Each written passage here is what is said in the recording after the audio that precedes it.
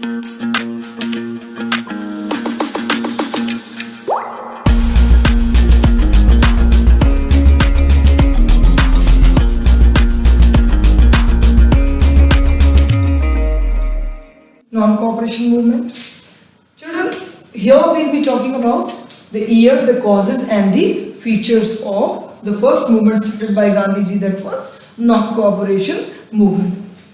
The year, it was 1921 January, though it was discussed, it was decided by 1920 in December session at Nagpur. It was finalized that all Hindus, Muslims together, means the leaders from Khilafat movement, they too joined non-cooperation movement, and Gandhiji succeeded in bringing them together under one umbrella so that they are able to fight all together. So this was the support of Khilafat movement to non-cooperation, and non-cooperation movements support to Khilafat movement. It was all done, headed by Gandhiji. Then we'll be talking about the causes of non-cooperation movement. The causes, the first one was to support Khilafat movement.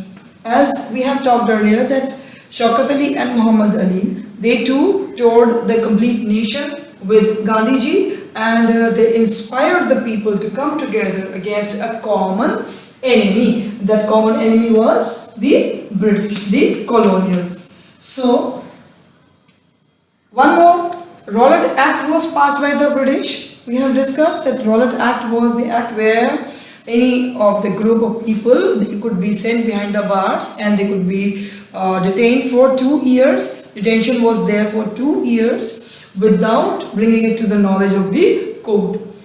So 2 years imprisonment was there in Rowlatt Act. That was opposed by Gandhiji. This was the major cause against which this non-cooperation movement was launched. Jallianwala Bagh massacre was the another major event, because the people, they got collected while their leaders have been caught, and who would lead them? All the political leaders, they were put behind the bars, and there was no individual to direct the masses what to do next against the British. So General Dyer, what he did, he, once the people, they got collected on 13th of April in the Jallianwala Bagh, and though it had a single opening, because it had single opening, that was closed, and General Dyer opened fire on the innocent people. More were females, old age persons and children over there. So that was a massacre which provoked the leaders as well as the masses to rise against the British in form of non-cooperation movement. Another cause was to bring the Muslims in unified national movement. This national movement, it could become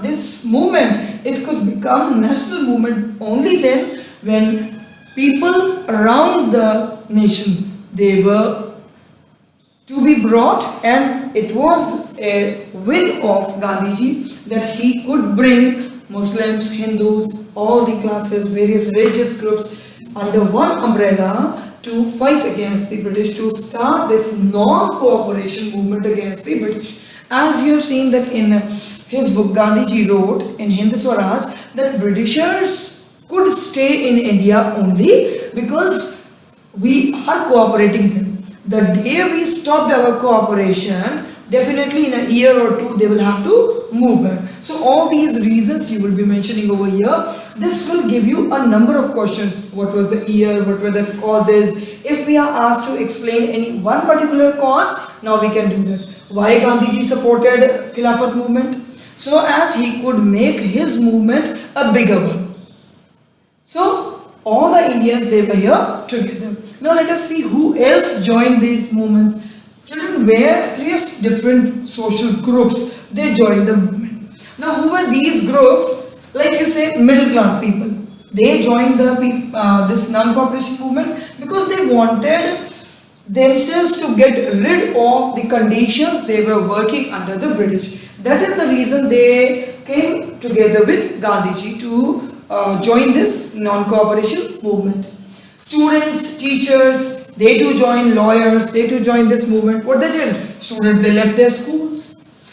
Teachers, they left their jobs, lawyers, they left the courts, and they came together with Gandhiji in this non-cooperation movement. Political parties, they too joined, leaving a few one. Those were Brahmins, leaving the group of Madras, basically.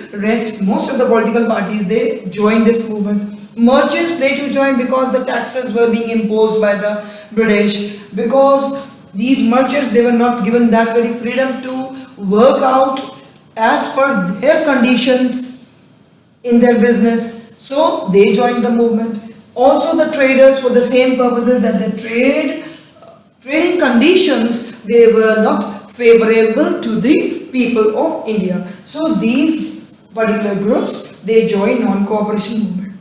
But as the time passed, this non-cooperation movement showed its results. Those results, like the students, once they left the schools, and the college going students, they left the colleges. But there were no such institutions, no such educational institutions where they could get education in our country.